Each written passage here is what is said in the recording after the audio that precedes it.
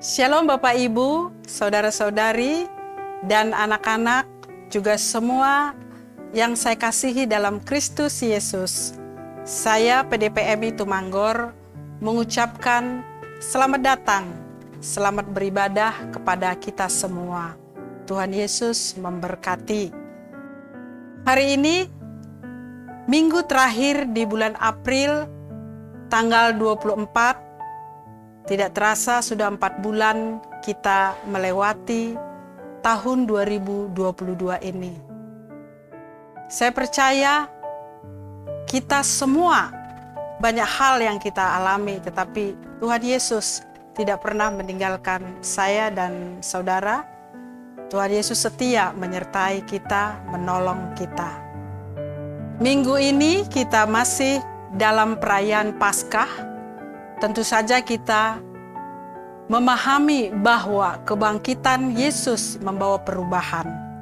Sehingga kita sebagai orang percaya harus memiliki hidup dengan tujuan baru. Tema kita pada hari ini adalah hidup dengan tujuan baru yang dibawakan oleh hambanya Bapak Wakil Gembala kita, Pendeta Yosua Jab. Mari Bapak Ibu kita fokus beribadah pada pagi hari ini. Kita datang dengan sungguh-sungguh kepada Tuhan. Mari kita bersatu teduh, kita tunduk kepala, kita berdoa. Bapa kami yang di surga, hari ini kami umat-Mu datang kepada Tuhan. Kami beribadah melalui online. Kami percaya ya Tuhan, Tuhan hadir di tempat kami masing-masing. Tuhan, Engkau tahu pergumulan kami. Tuhanlah yang menjamah, menolong dan memberkati setiap kami. Pakai dan berkati seluruh petugas penata layanan dan juga hamba Tuhan yang melayani pada hari ini, yaitu hamba-Mu Pendeta Yosua Jab yang menyampaikan kebenaran firman Tuhan.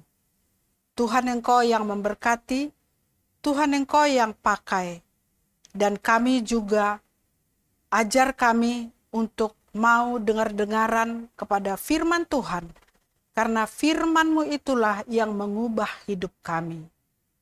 Tuhan berkati hidup kami yang berbeban berat, kami yang sakit, kami yang terikat oleh kuasa kegelapan. Di dalam nama Tuhan Yesus Kristus, Tuhan Engkau yang melepaskan kami, Tuhan Engkau yang menolong kami, Tuhan Engkau yang memberkati kami. Pulihkan kami, dan Tuhan Engkau yang memegang, dan Engkau yang menjamah setiap hidup kami. Ampuni kami Tuhan atas segala salah dan dosa kami.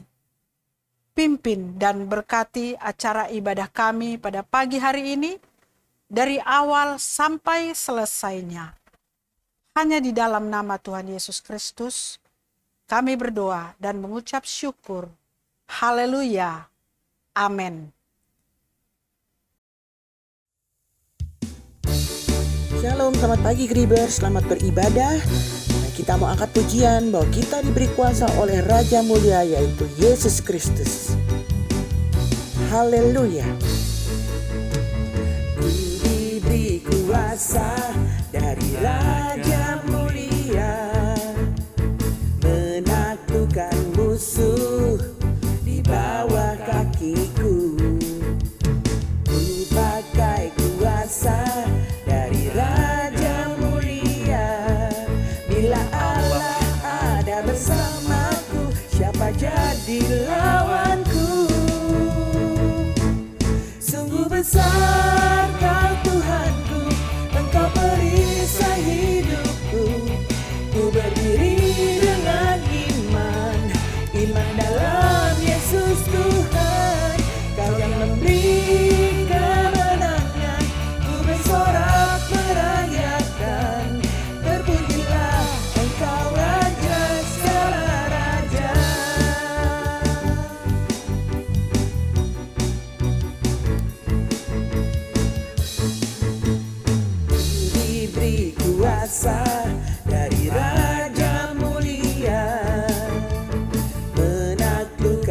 musuh di bawah kakiku.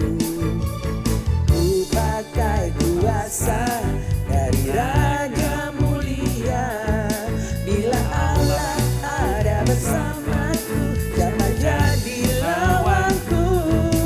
Bila Allah ada bersamaku, siapa jadi lawanku? Bila Allah ada bersamaku, siapa jadi lawanku? Sungguh besar Kau Tuhanku, Engkau merisai hidupku. Ku berdiri dengan iman, iman dalam Yesus Tuhan.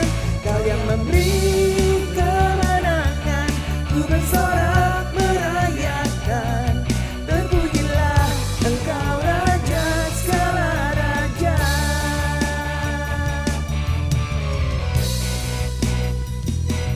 Sungguh besar Kau Tuhanku, Engkau perisai hidupku.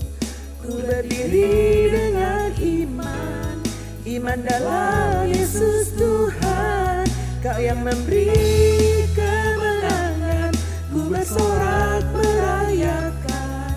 Terpujilah Engkau Raja segala raja. Sungguh besar Kau Tuhanku, Engkau perisai hidupku.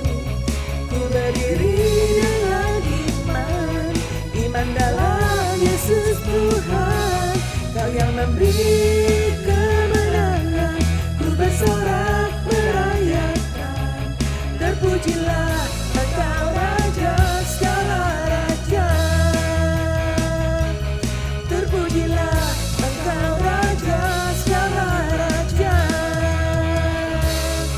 Terpujilah Engkau Raja segala raja.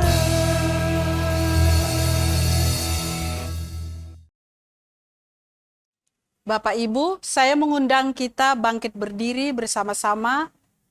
Kita mau membaca ayat bertanggapan secara bergantian.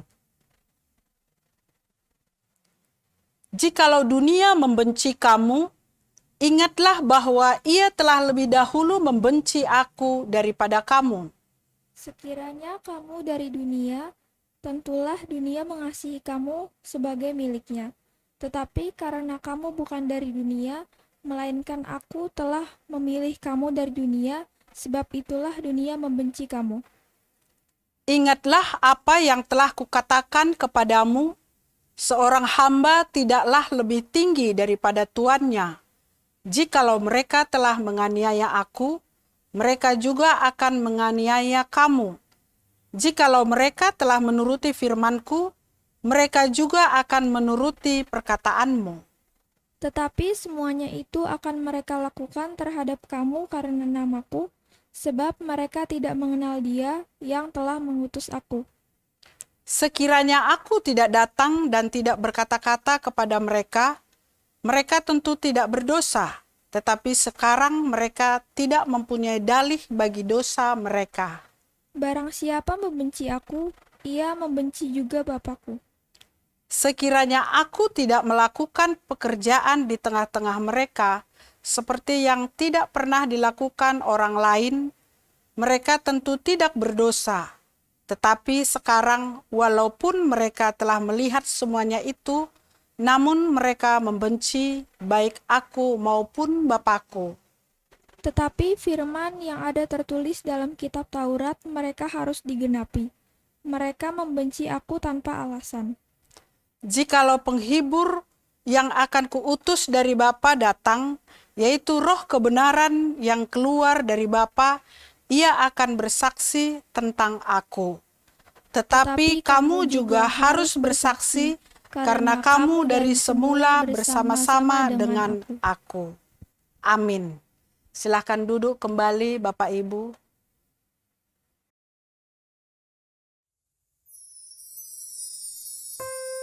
Jemaat yang dikasih Tuhan Yesus, saat ini kita mau mendengarkan firman Tuhan. Kita mau angkat satu pujian ini menyenangkanmu. Tuhan, ku mau menyenangkanmu. Tuhan, ku mau menyenangkanmu.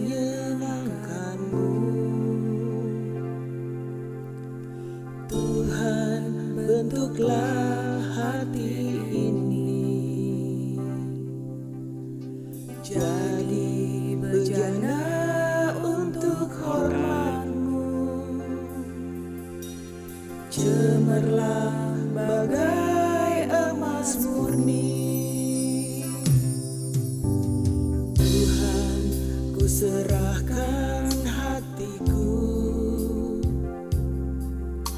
semua ku berikan padamu.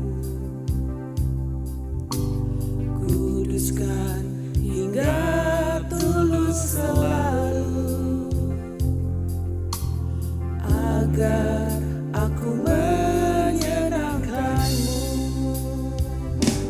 menyenangkanmu, senangkanmu. Hanya itu kerinduanku, menyenangkanmu, senangkan hatimu. Hanya itu kerinduanku.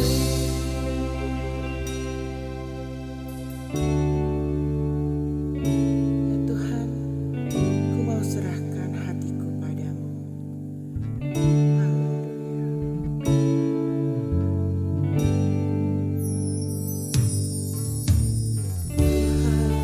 Ku serahkan hatiku, semua ku berikan padamu. Kuduskan hingga tulus selalu, agar aku menyenangkanmu, menyenangkanmu, senangkanmu. Hanya itu kerinduanku, menyenangkanmu, senangkan hatimu. Hanya itu kerinduanku, menyenangkanmu, senangkan hatimu. Hanya itu kerinduanku, hanya itu kerinduanku, hanya itu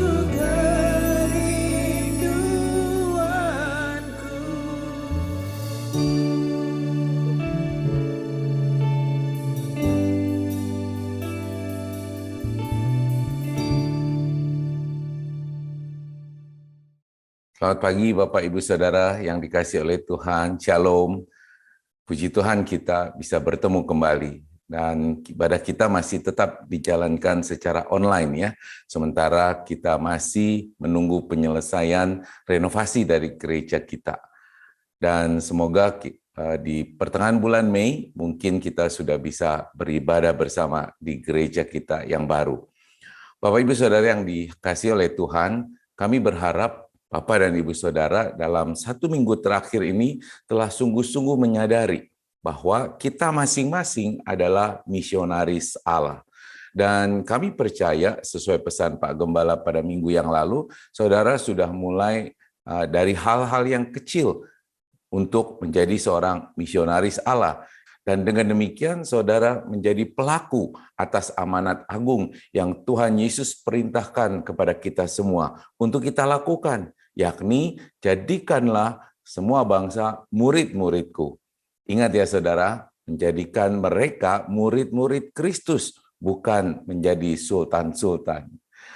Nah, Bapak Ibu Saudara yang dikasihi oleh Tuhan, menjadi misionaris Allah itu harus menjadi tujuan hidup yang baru dan terus akan diperbaharui oleh Kristus yang senantiasa menyertai kita sampai kepada akhir zaman. Ada amin saudara? Saudara sungguh-sungguh mengaminkannya, bukan sekedar lip service supaya kelihatan rohani.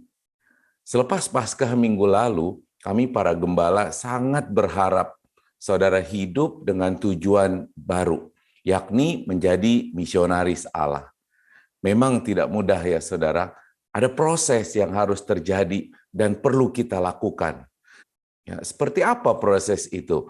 Kita akan belajar dari Rasul Paulus dan merenungkan firman Tuhan di dalam Filipi 3 ayat ke-7 sampai yang ke-14.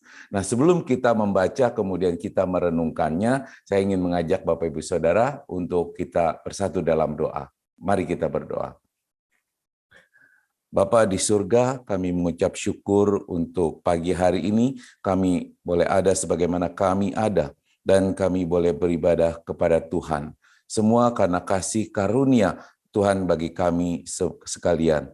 Terima kasih ya Bapak buat berkat pemeliharaan Tuhan di sepanjang 1 minggu yang sudah kami lewati, dan sebagian dari kami mungkin sudah berusaha untuk melaksanakan amanat agung Kristus, yaitu menjadi misionaris Allah. Dan di pagi hari ini lebih khusus kami akan merenungkannya, belajar dari Rasul Paulus untuk bagaimana kami boleh menjadi misionaris Allah. Oleh karena itu, berikan kepada kami semua hikmat, marifat-Mu supaya kami boleh mengerti akan kebenaran firman-Mu itu. Dan kiranya Tuhan juga berkati hamba yang akan menyampaikan firman Tuhan, kiranya Tuhan urapi, berkati supaya dari mulut lidah bibir hamba hanya keluar kebenaran firman Tuhan saja. Terima kasih Bapa, kami mau serahkan waktu ini sepenuhnya ke dalam tangan-Mu. Di dalam nama Tuhan Yesus kami berdoa dan mengucap syukur. Haleluya. Amin. Baik, Bapak Ibu Saudara yang dikasihi oleh Tuhan, saya ingin mengajak kita semua sekarang membuka dari firman Tuhan yang sudah saya katakan tadi dari Filipi pasal yang ketiga. Ya, kita akan baca dari ayat yang ke-7 sampai yang ke-14. Ya, Filipi 3 ayat ke-7 sampai yang ke-14. Saya bacakan buat saudara, saudara membacanya dengan bersuara di rumah masing-masing. Nah, demikian firman Tuhan. Tetapi apa yang dahulu merupakan keuntungan bagiku, sekarang kuanggap rugi karena Kristus. Malahan segala sesuatu kuanggap rugi karena pengenalan akan Kristus Yesus Tuhanku, lebih mulia daripada semuanya. Oleh karena dialah aku telah melepaskan semuanya itu dan menganggapnya sampah, supaya aku memperoleh Kristus dan berada dalam Dia bukan dengan kebenaranku sendiri, karena mentaati hukum Taurat, melainkan dengan kebenaran karena kepercayaan kepada Kristus, yaitu kebenaran yang Allah anugerahkan berdasarkan kepercayaan. Yang ku kehendaki ialah mengenal Dia dan kuasa kebangkitannya dan persekutuan dalam penderitaannya, di mana aku menjadi serupa dengan Dia dalam kematiannya, supaya aku akhirnya beroleh kebangkitan dari antara orang mati. Bukan seolah-olah aku telah memperoleh hal ini atau telah sempurna, melainkan aku mengejarnya, kalau-kalau aku dapat juga menangkapnya, karena aku pun telah ditangkap oleh Kristus Yesus. Saudara-saudara, aku sendiri tidak menganggap bahwa aku telah menangkapnya, tetapi ini yang kulakukan. Aku melupakan apa yang telah di belakangku dan mengarahkan diri kepada apa yang di hadapanku, dan berlari-lari kepada tujuan untuk memperoleh hadiah, yaitu panggilan surgawi dari Allah dalam Kristus Yesus. Demikian saudara firman Tuhan. Yang berbahagia ialah kita yang selalu membaca firman Tuhan, merenungkannya siang dan malam, dan melakukannya di dalam kehidupan kita. Haleluya. Nah, Bapak Ibu Saudara yang dikasihi oleh Tuhan, mungkin saudara pernah mendengar kisah Jacob Davis. Saya lupa apakah saya pernah menceritakannya kepada jemaat di GRI Berkat. Namun kisahnya begini saudara. Jacob Davis itu adalah seorang penjahit di Reno, Nevada. Nah, pada tahun 1872, dia sedang menghadapi satu masalah, di mana pada masa itu ada perburuan emas yang terjadi di abad ke-19 di wilayah Amerika Barat. Celana para penambang di sana itu cepat sekali rusak, cepat sekali robek. Nah, untuk memecahkan masalah itu, saudara, Davis kemudian mengunjungi toko milik Levi Strauss yang menjual berbagai macam kain. Davis pun kemudian membeli kain yang biasa dipakai sebagai bahan tenda, ya, bahan pembuat tenda. Dan kemudian bahan itu dia buat menjadi celana kerja. Ya, jadi kainnya itu sangat tebal dan tidak mudah rusak, saudara. Tapi dengan satu metode yang Jacob Davis ini ciptakan. Nah, itulah yang kemudian menjadi cikal bakal dari celana blue jeans. Ya, tentu saudara kenal, mungkin juga saudara punya banyak di rumah. Dan saat ini kita tahu jeans berbahan denim dalam berbagai bentuk, berbagai model, berbagai fashion itu, termasuk yang ada mereknya Levi's ya saudara, itu berasal dari nama Levi Strauss sebetulnya. Itu merupakan salah satu pakaian yang paling populer di dunia saat ini. Dan semua itu berawal dari sebuah kain bahan tenda yang diubah menjadi sesuatu yang baru setelah berjumpa dengan Jacob Davis. Kain bahan tebal yang diproduksi Strauss untuk tujuan membuat tenda pada awalnya telah diubah tujuannya menjadi kain bahan celana jeans. Nah, ini adalah sesuatu yang menarik, saudara, ya, di mana kain yang tadinya mungkin hanya bikin untuk sebuah tenda, kemudian tujuannya berubah, ya, jadi ditujukan untuk membuat bahan celana. Ya, menarik ya, saudara ya. Nah, proses awal yang sama, proses itu terjadi juga serupa seperti apa yang dialami oleh Rasul Paulus, saudara. Ya, Paulus itu adalah figur besar dalam tradisi kekristenan, kita tahu tentunya. Ya, terutama karena perannya sebagai misionaris pioner yang membawa warta Kristus keluar Palestina kepada orang-orang Yunani khususnya.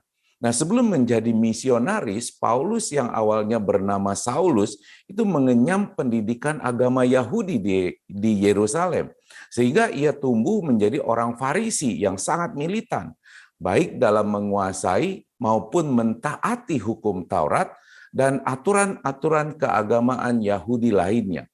Paulus katakan di ayat 5, saudara, ya, dikatakan di ayat 5, saya bacakan sekali lagi buat saudara, di ayat 5, Filipi 3 ayat 5 ya saudara, dikatakan begini, disunat pada hari ke-8, maksudnya Paulus sudah disunat pada hari ke-8 sesuai dengan hukum agama Yahudi pada waktu itu. Dia dari bangsa Israel dikatakan, dari suku Benyamin, orang Ibrani asli. Tentang pendirian, tulis Rasul Paulus, terhadap hukum Taurat, aku orang Farisi.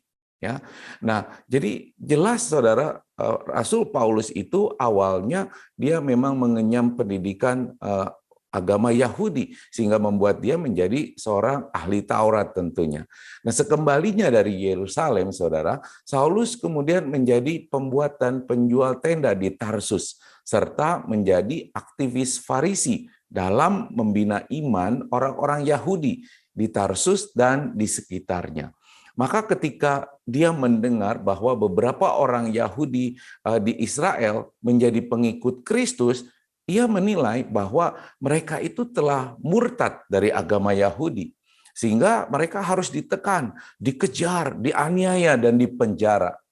Paulus sendiri mengatakan itu di ayat ke-6. Ya, saya bacakan buat saudara di ayat ke-6. Tentang kegiatan aku penganiaya jemaat. Nah, tentang kebenaran dalam mentaati hukum Taurat, aku tidak bercacat. Jadi begitu militannya Rasul Paulus sebagai ahli Taurat atau sebagai orang Farisi. Namun kita tahu di dalam perjalanan dia ke Damsyik untuk mengejar orang-orang Kristen, Paulus kemudian berjumpa dengan Yesus.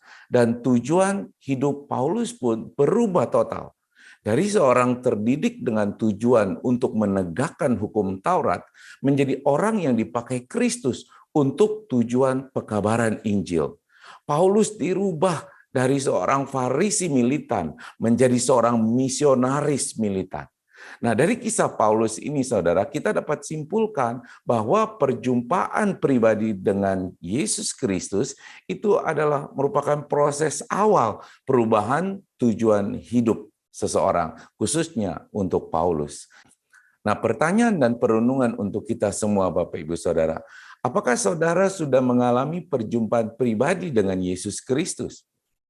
Jika sudah, maka tentu saudara akan hidup dengan tujuan yang baru, yakni menjadi misionaris Allah. Jika saudara enggan untuk mengabarkan Injil, jangan-jangan saudara belum berjumpa dengan Kristus secara pribadi. Nah, ini yang harus menjadi perenungan kita, Bapak Ibu Saudara.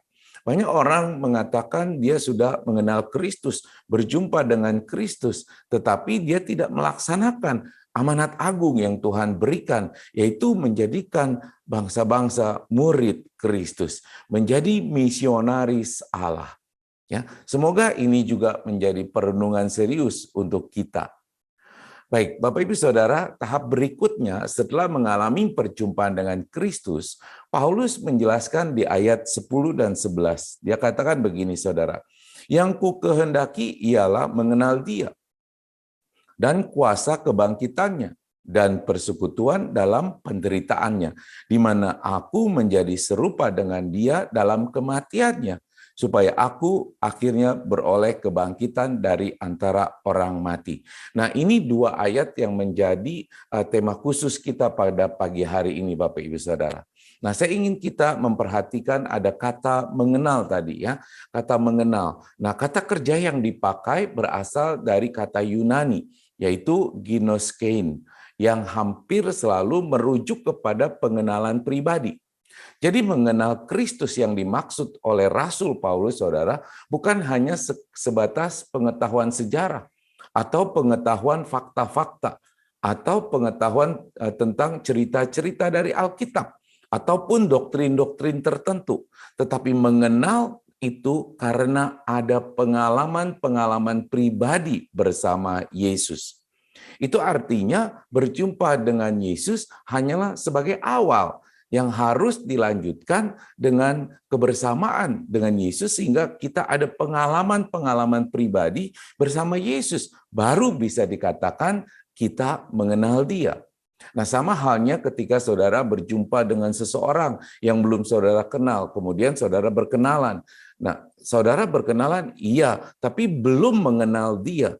Kalau mau mengenal Dia, tentu harus ada kebersamaan dengan Dia. Dalam jangka waktu tertentu, baru bisa mengenal Dia.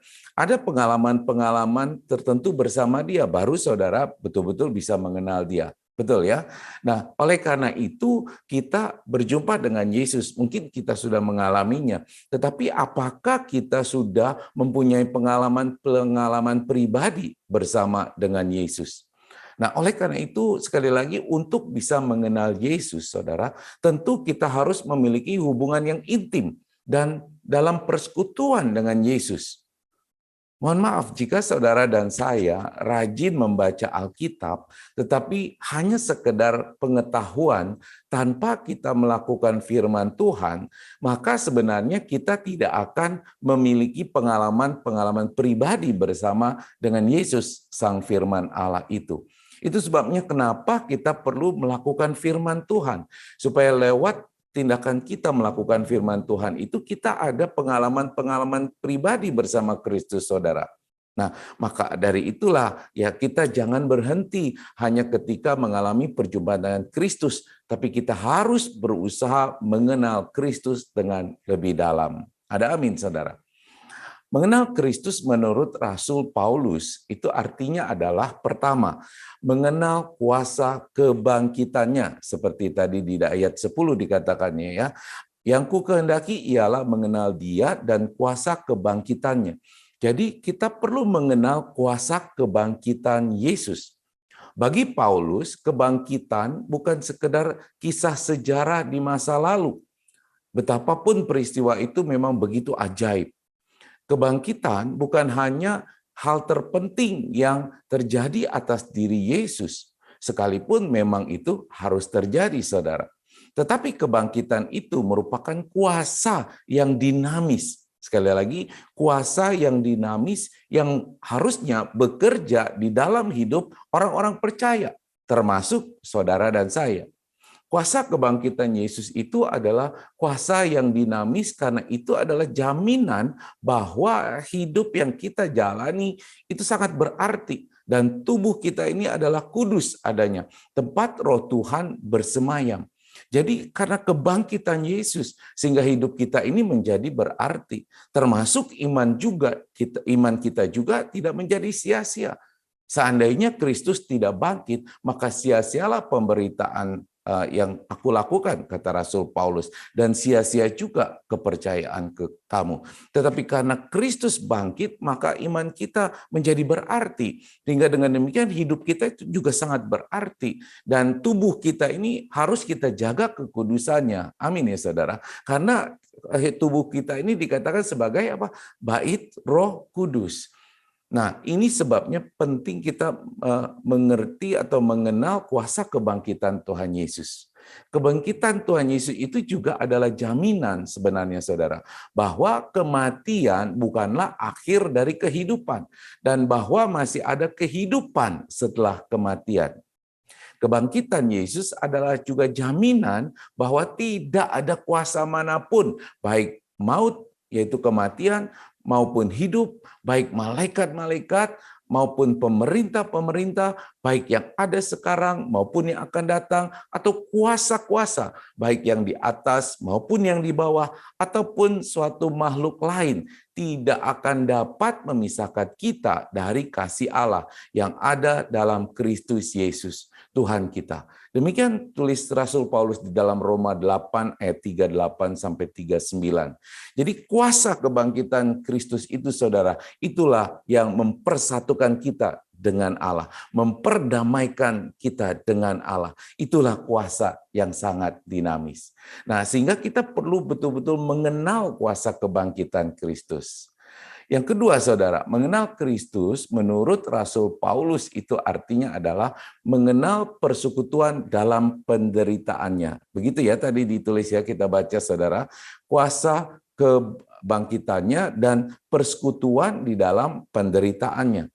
Nah, cukup sering Rasul Paulus mengatakan di dalam surat-suratnya kepada berbagai jemaat bahwa orang Kristen itu harus rela menderita karena Kristus. Kita tahu Paulus sendiri begitu banyak menanggung penderitaan di dalam tugas misionarisnya. Tetapi dia tidak mengeluh, ya, tentu saudara paham itu. Bahkan dia berkata di dalam Roma 5 ayat yang ketiga dikatakan, kita malah bermegah juga di dalam kesengsaraan kita. Karena kita tahu bahwa kesengsaraan itu menimbulkan ketekunan. Dan bukan hanya Paulus yang berbicara tentang penderitaan, saudara, sebagai orang Kristen. Petrus juga mengatakannya di dalam 1 Petrus 4 ayat 14 sampai ke 17. Saya mau bacakan buat saudara. 1 Petrus 4 ayat 4 sampai ke 14 sampai ke 17 ya. Dikatakan begini, berbahagialah kamu jika kamu dinista karena nama Kristus. Sebab roh kemuliaan, yaitu roh Allah, ada padamu. Janganlah ada di antara kamu yang harus menderita sebagai pembunuh, atau pencuri, atau penjahat, atau pengacau. Tetapi jika ia menderita sebagai orang Kristen, maka janganlah ia malu. Melainkan hendaklah ia memuliakan Allah dalam nama Kristus itu. Ya, nah Bapak Ibu Saudara, ketika kita menderita karena tugas sebagai misionaris Allah, memberitakan keselamatan di dalam Yesus Kristus, berarti kita ada dalam persekutuan dengan penderitaan Yesus yang adalah misionaris agung. Yesus datang ke dunia untuk memberitakan kabar keselamatan yang Allah mau berikan kepada manusia. Tetapi kita tahu apa yang dialaminya. Dia ditolak banyak sekali, dia dicemooh, ya. Bahkan terakhir kita tahu yang sudah kita peringati di minggu lalu, dia menderita bahkan sampai mati di atas kayu salib. Nah, itulah penderitaan yang Yesus alami untuk menjadi misionaris agungnya Allah. Dan kita juga harus ikut merasakan, saudara, ya, menderita seperti Tuhan Yesus menderita. Dan kalau itu terjadi, Petrus katakan bahwa kita harus berbahagia. Ya, kita harus berbahagia karena kita menderita untuk memuliakan Allah. Ada amin, saudara. Ya, saudara, mengenal Kristus yang ketiga menurut Rasul Paulus adalah dipersatukan dengan Yesus Kristus. Persekutuan yang di dalam bahasa Yunani adalah koinonia, bisa dalam arti berpartisipasi. Sehingga hari demi hari kita makin mengambil bagian dalam kehidupan yang Kristus jalani. Kita juga ikut menanggung salib yang dipikulnya. Kita juga ikut mengalami kematian yang dimasukinya. Dan akhirnya kita ikut menerima kehidupan yang dimasukinya selama-lamanya. Mengenal Kristus bukan berarti kita harus fasih dalam pengetahuan teoritis ataupun teologis, melainkan mengenal Dia dengan intim, sehingga akhirnya kita bersekutu dengan Kristus, yang juga bisa diartikan bersatu ya saudara, bersatu dengan Kristus, seperti kita juga bersekutu dengan orang-orang yang kita kasihi di dunia. Ya, contohlah ketika saudara mungkin punya pasangan, punya istri, ataupun punya suami, ya, ataupun punya anak-anak, ketika kita bersekutu atau bersekutu, maka kita juga ikut merasakan pengalaman mereka ya saudara. Kalau menderita ya sama-sama menderita. Kalau ada bahagia ya berarti sama-sama berbahagia. Nah, seperti itulah yang harus kita alami ketika kita dipersatukan dengan Kristus. Ya, kita mengambil bagian di dalam pengalaman Yesus Kristus. Karena kita telah dipersatukan dengan Yesus, maka tentu tujuan akhir dari pengharapan kita, seperti juga pengharapan Rasul Paulus itu sudah berubah, saudara. Yaitu apa? Beroleh kebangkitan dari antara orang mati. Nah, bukankah itu juga menjadi tujuan pengharapan akhir kehidupan kita? Ya, kehidupan di dunia ini tentunya ya.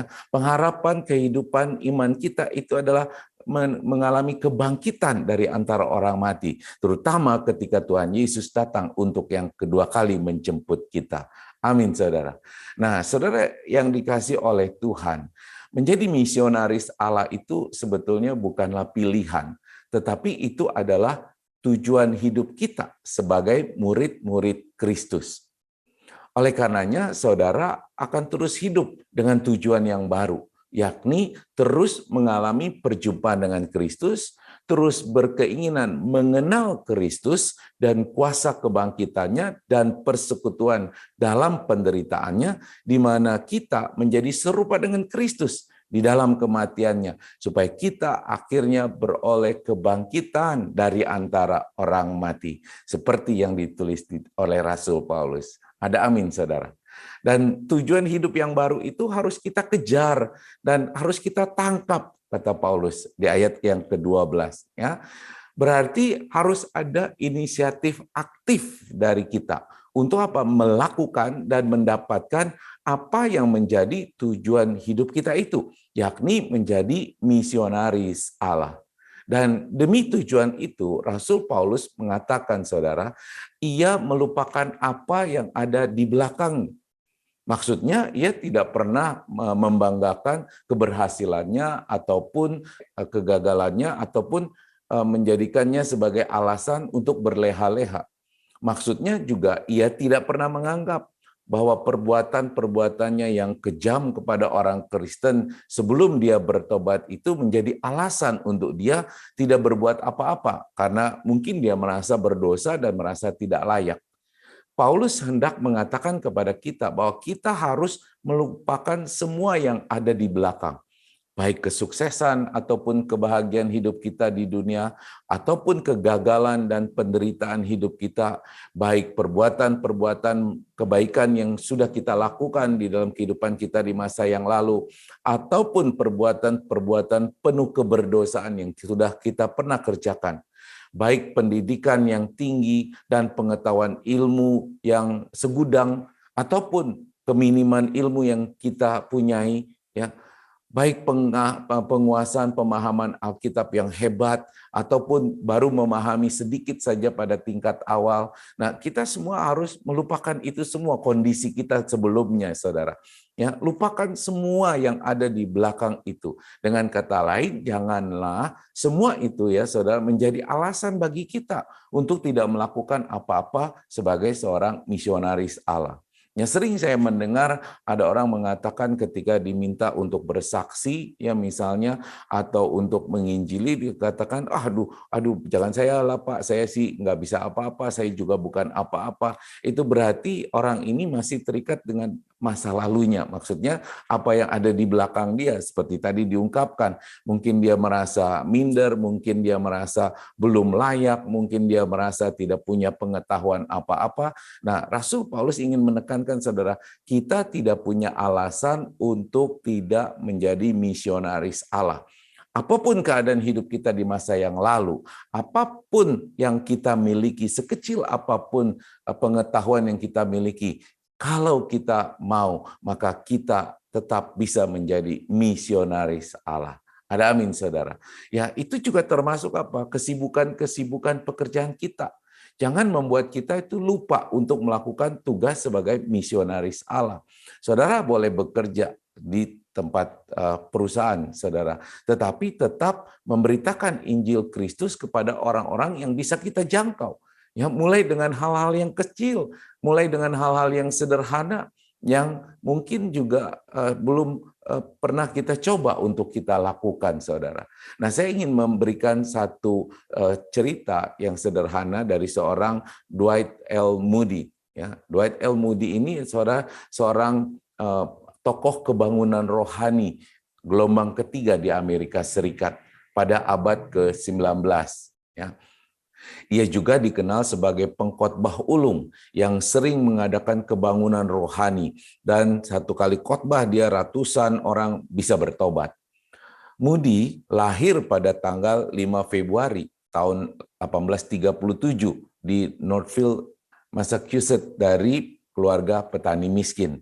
Ia dibaptis di gereja Unitarian di desanya. Dia baru saja berusia 4 tahun, saudara, saat ayahnya seorang tukang bata meninggal dunia. Ditinggal bersama 9 orang saudaranya yang masih kecil-kecil juga pada waktu itu. Ibunya, Betsy Moody, sepenuhnya berkewajiban tentu untuk memberi makan dan pakaian kepada anak-anaknya, serta membesarkan anak-anaknya yang amat banyak itu, saudara. Nah, akibat situasi kemiskinan yang mereka alami, pendidikan yang diperoleh oleh Dwight Moody mungkin hanya setara kelas 5 SD lah saat ini, kira-kira ya. Nah, saudara bayangkan dengan pendidikan yang tidak terlalu tinggi, tetapi Moody punya keinginan besar untuk apa? Menjadi seorang yang kaya raya. Dia mau pergi meninggalkan kota kecilnya di Northfield, kemudian merantau untuk bisa menjadi orang kaya. Lalu dia meninggalkan rumah saat berusia 17 tahun, saudara, untuk bekerja pada pamannya di Boston sebagai pedagang sepatu. Dwight diminta menghadiri gereja dan sekolah minggu, yaitu termasuk di dalam kesepakatan kerja dengan pamannya. Nah, ini menjadi kewajiban yang membosankan bagi Moody, sampai ia ditempatkan di kelas yang dipimpin oleh seorang laki-laki yang saleh, ya, seorang guru sekolah minggu yang saleh bernama Edward Kimball, yang menunjukkan kebaikan dan kasih yang membuat Moody akhirnya mengalami pertobatan dan sungguh-sungguh mengenal Yesus. Kemudian ia mulai mengalami pertumbuhan rohani, saudara, ketika dia berjemaat di gereja Mount Vernon. Nah, pada tanggal 20 September 1856, Moody pindah ke Chicago untuk mencari penghidupan yang lebih baik dan untuk mengikuti tuntunan Allah. Begitu pengakuannya. Nah, pekerjaannya pada waktu itu tidak jauh berbeda dari pekerjaan sebelumnya, yaitu bekerja di toko sepatu. Dan ia sangat suka sekali bersosialisasi dengan orang-orang baru, terutama orang-orang yang merantau, saudara. Lalu ia pun memulai pelayanannya dengan membagi-bagikan brosur dan selebaran. Sekali lagi, ya saya ulang, dia memulai pelayanannya dengan membagi-bagikan brosur dan selebaran, serta mengajak orang-orang untuk menghadiri kebaktian gereja. Lalu ia juga membuka sekolah minggu dengan tujuan untuk menyelamatkan anak-anak di bagian kota yang sangat miskin, ya, dan kehidupan yang sangat buruk. Banyak anak-anak nakal yang tadinya menentang Moody diajak bergabung dan mereka menuruti ajakannya dan lalu bertobat. Pekerjaannya pun kemudian menjadi semakin baik. Nah, saudara, Moody muda, ya, Moody muda menyadari minimnya pendidikan dan pengetahuan Alkitab yang dimilikinya, sehingga dia merasakan tidak dapat memenuhi syarat untuk menjadi seorang guru, ya, guru sekolah minggu yang dia dirikan. Tetapi saat dirinya diminta untuk membantu pelayanan kunjungan ke rumah-rumah, Moody dengan enggan. Ya, pada waktu itu dia sudah lagi dalam keadaan down, ya, dia enggan menemani seorang guru yang sakit-sakitan bernama Hibbert, yang ingin memenangkan jiwa setiap murid putri di kelasnya bagi Kristus sebelum dia meninggal.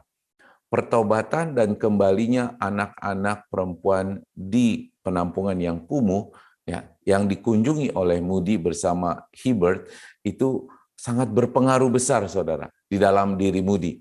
Sehingga dia kemudian membuat satu keputusan. Dia berhenti untuk menjual sepatu atau bisnis sepatu dengan tujuan bekerja sepenuhnya untuk pelayanan Kristen.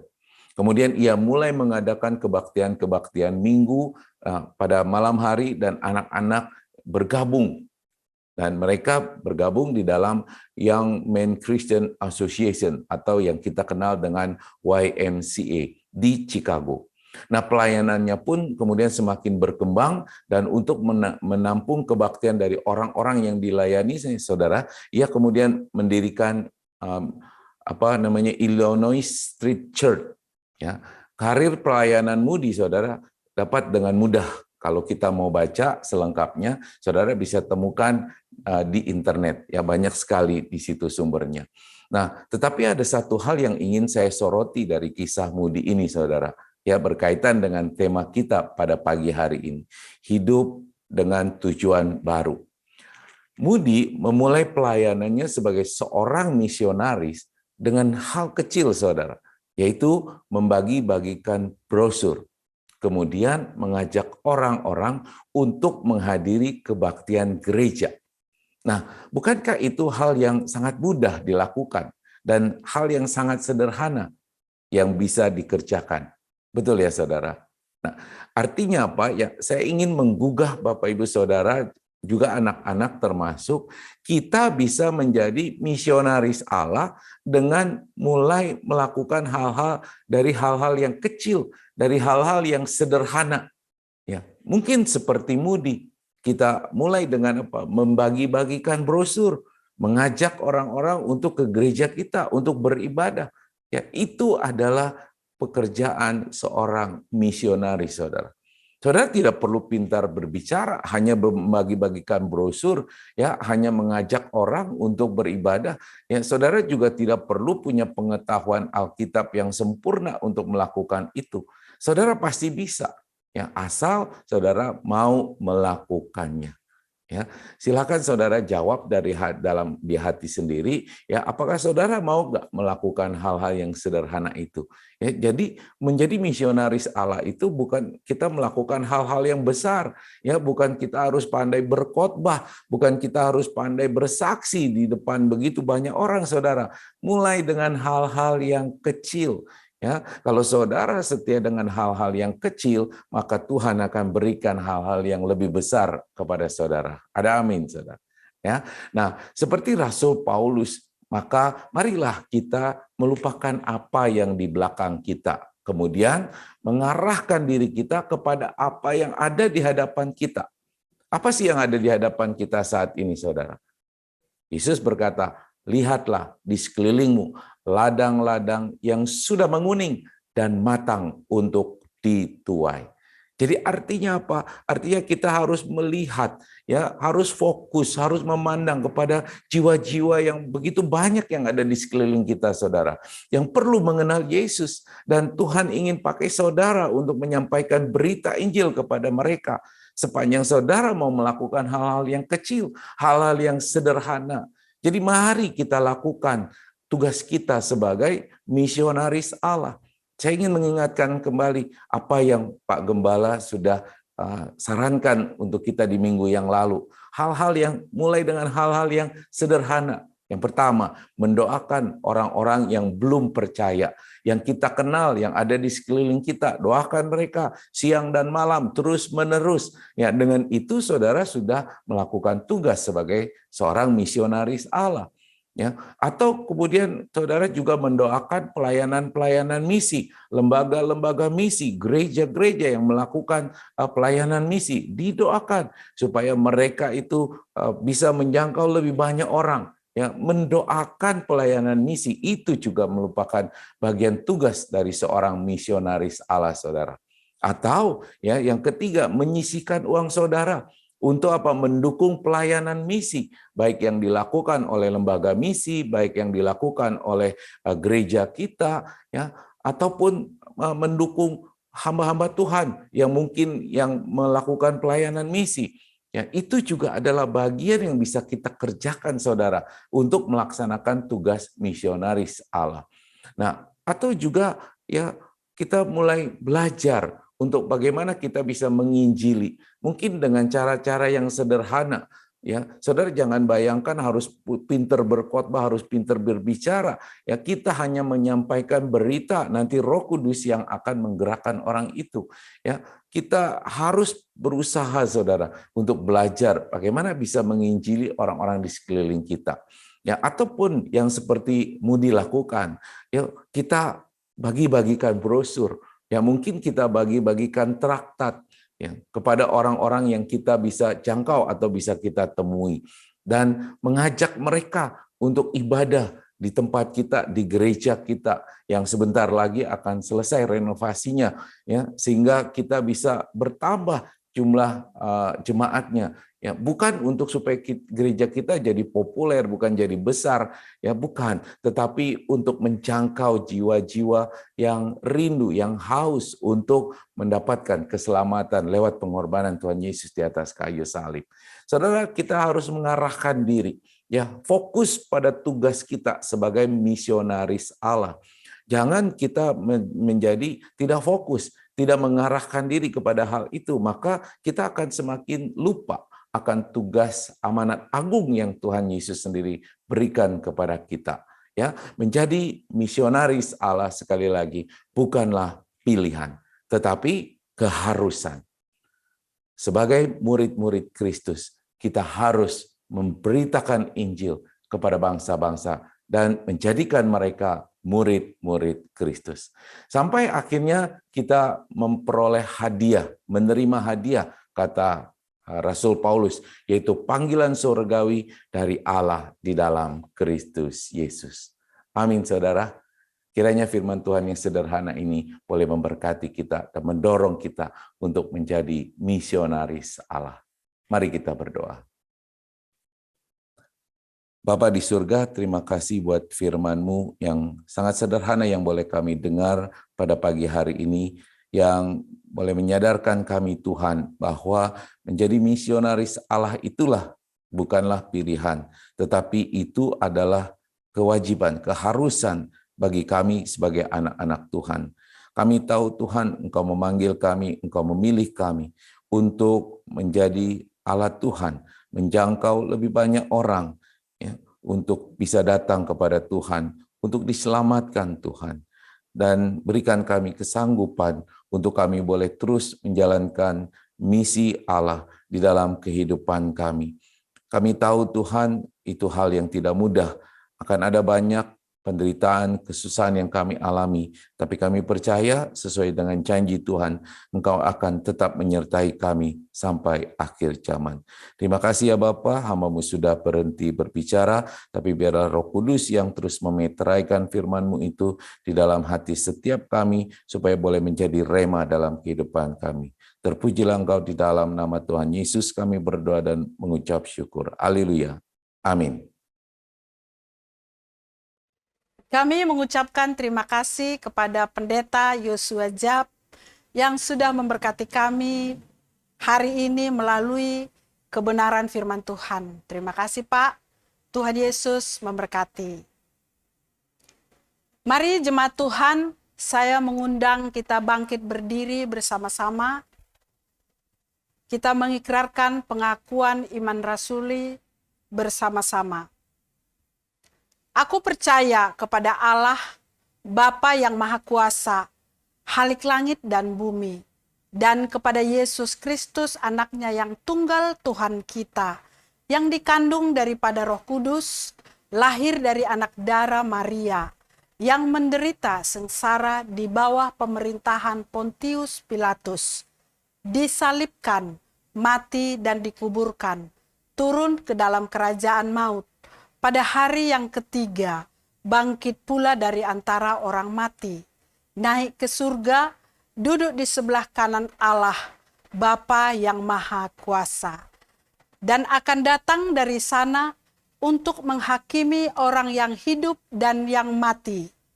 Aku percaya kepada Roh Kudus, gereja yang kudus dan am, persekutuan orang kudus, pengampunan dosa, kebangkitan orang mati, dan hidup yang kekal. Amin. Silakan duduk kembali Bapak Ibu. Bapak Ibu, tiba saatnya kita memberikan persembahan kepada Tuhan melalui gereja kita.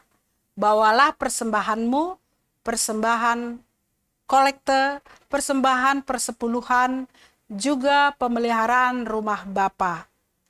1 Tawarik 16 ayat 29 berkata, berilah kepada Tuhan kemuliaan namanya, bawalah persembahanmu dan masuklah menghadap Dia, sujudlah menyembah kepada Tuhan dengan berhiaskan kekudusan. Bapak Ibu, seperti kita ketahui, gereja kita sedang direnovasi. Butuh dana yang begitu besar ataupun banyak. Mari Bapak Ibu kita ikut terbeban, kita memberi seberapa yang bisa, yang dapat kita berikan. Selamat memberi, Tuhan Yesus memberkati.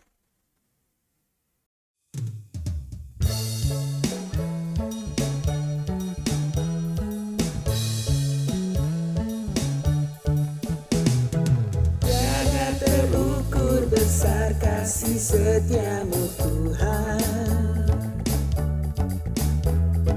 panjang dan lebarnya melebihi lautan,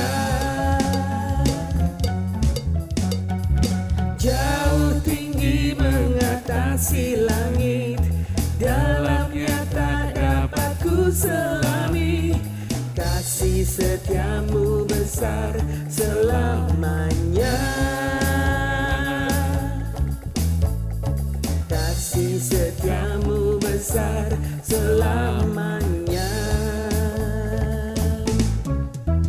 Hatiku bersyukur, jiwaku memuji, mulutku pun bersorak memuji Engkau, Yesus. Ajaib perbuatanmu,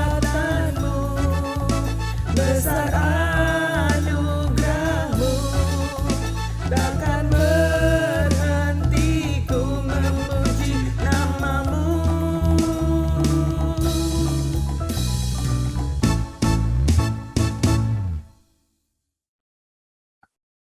Ya, baik, terima kasih untuk persembahan Bapak Ibu Saudara sekalian, dan dana yang saudara berikan tentu akan sangat bermanfaat untuk pekerjaan Tuhan melalui gereja kita. Dan terima kasih juga bagi Bapak Ibu Saudara yang sudah mendukung pembiayaan untuk dana renovasi dari gereja kita. Dan kami terus mengharapkan dukungan dari Bapak Ibu Saudara, terutama di dalam doa saudara supaya renovasi gereja kita boleh cepat selesai dan kita boleh beribadah bersama-sama kembali di gereja kita. Nah, Bapak Ibu Saudara yang dikasihi oleh Tuhan, sebelum kita mengakhiri ibadah kita pagi hari ini, kami mengajak Bapak Ibu Saudara untuk kita bersatu hati, kita mau menaikkan doa-doa syafaat kita. Mari kita berdoa. Bapa di surga, puji dan syukur kami naikkan bagimu Tuhan, karena kebaikan-kebaikan Tuhan yang sudah Engkau limpahkan dalam kehidupan kami. Terima kasih ya Bapa buat ibadah kami pagi hari ini, dan kami sudah boleh mendapatkan makanan rohani lewat firman Tuhan. Dan juga iman kami dikuatkan oleh puji-pujian yang kami naikkan, dan biarlah itu boleh menyenangkan hati Tuhan. Saat ini kami mau khusus berdoa Tuhan untuk lembaga-lembaga penginjilan dan juga para misionaris yang berjuang keras untuk menjangkau lebih banyak jiwa-jiwa yang akan dimenangkan bagi Tuhan. Khususnya mereka yang ada di pedalaman, di pelosok-pelosok Indonesia Tuhan, kiranya Tuhan memberkati mereka, memberikan kekuatan bagi mereka, dan juga terutama mencukupkan segala kebutuhan jasmani mereka, sehingga tugas misionaris mereka boleh terus berlangsung dan dijalankan dengan baik. Dan biar kiranya Tuhan juga terus menolong kami semua, menggerakkan hati kami supaya kami juga mempunyai semangat untuk menjadi misionaris Allah dengan melakukan hal-hal yang kecil, yang sederhana. Mungkin kami tidak bisa pergi ke pelosok-pelosok ya Tuhan, tapi kami bisa melakukan hal-hal yang sederhana di sekeliling kami. Kami tetap boleh menjadi misionaris Tuhan di lingkungan tempat di mana kami bekerja, di lingkungan di mana kami tinggal. Mampukan kami ya Bapa supaya kami boleh terus memberitakan Injil dan membawa jiwa-jiwa kepada Tuhan. Dan kami juga mau berdoa ya Bapa buat negara kami Indonesia, kiranya Tuhan terus menolong supaya negara kami boleh terbebas dari COVID-19. Beri kekuatan, kesanggupan khususnya kepada pemimpin kami, Bapak Presiden Joko Widodo beserta seluruh jajaran pemerintah sampai ke tingkat-tingkat desa untuk boleh melaksanakan program-program yang akan memulihkan negara kami ya Tuhan. Dan berkati juga negara kami khususnya di tengah-tengah situasi ekonomi dunia yang mengalami inflasi saat ini dan berdampak terhadap kenaikan begitu banyak bahan pokok dan juga kebutuhan-kebutuhan dari masyarakat.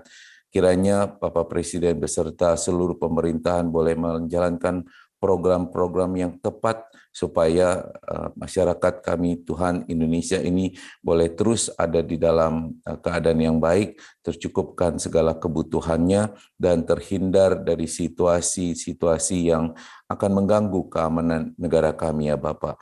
Berkati seluruh jajaran aparat keamanan yang terus akan mengawal negara kami ini Tuhan dalam situasi keamanan yang kondusif, khususnya ketika hari-hari menjelang pemilu yang akan diselenggarakan di tahun 2024 mendatang. Terima kasih ya Bapak, kami juga berdoa buat gereja kami, Gereja Rasuli Indonesia Berkat. Tuhan memberkati Bapak Gembala, Pendeta Rinaldo Panggabean, berkati studinya ya Tuhan, berkati pelayanannya, berkati juga seluruh keluarganya. Dan biarlah kiranya dia Tuhan pakai lebih dahsyat lagi untuk memuliakan nama Tuhan. Berkati juga untuk Pendeta Horasiaan beserta istri dan anak-anak, kiranya Tuhan memberkati pelayanannya, juga memberkati kehidupan mereka sehari-hari, berlimpahkan berkat kasih karunia yang dari Tuhan, damai sejahtera yang daripada Tuhan. Terima kasih ya Bapak, Engkau berkati juga seluruh majelis, dan diaken dan juga pengurus dari gereja kami, berkati dalam pekerjaan mereka dan kehidupan mereka pribadi. Terima kasih ya Bapak, kami juga mau berdoa Tuhan untuk mereka yang mungkin dalam keadaan kelemahan tubuhnya ataupun di dalam pemulihan kesehatannya, kiranya terus Kau berkati proses pengobatan yang mereka jalani dan pemulihan mereka boleh segera terjadi sehingga mereka boleh kembali di dalam aktivitasnya masing-masing. Terima kasih ya Bapak, kami juga mau berdoa khususnya mereka yang sedang mencari pekerjaan, kiranya Tuhan membuka jalan supaya mereka boleh mendapatkan pekerjaan yang baik sesuai dengan kehendak dan rencana Tuhan.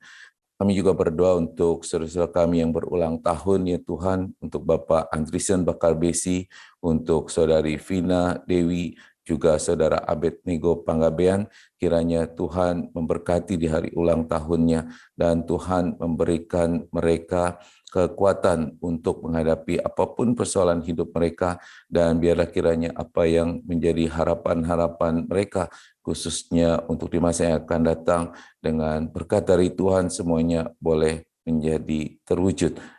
Kami juga mau berdoa Tuhan untuk kebutuhan dana dari gereja kami, yang masih dalam proses renovasi, kiranya Tuhan juga menggerakkan jemaat-jemaat Tuhan dan juga simpatisan untuk mendukung di dalam dana juga doa supaya renovasi gereja kami boleh terselesaikan tepat pada waktunya sehingga kami boleh beribadah kembali bersama-sama ya Tuhan. Terima kasih ya Bapa, kami juga mau berdoa untuk keluarga Goshen Panggabean.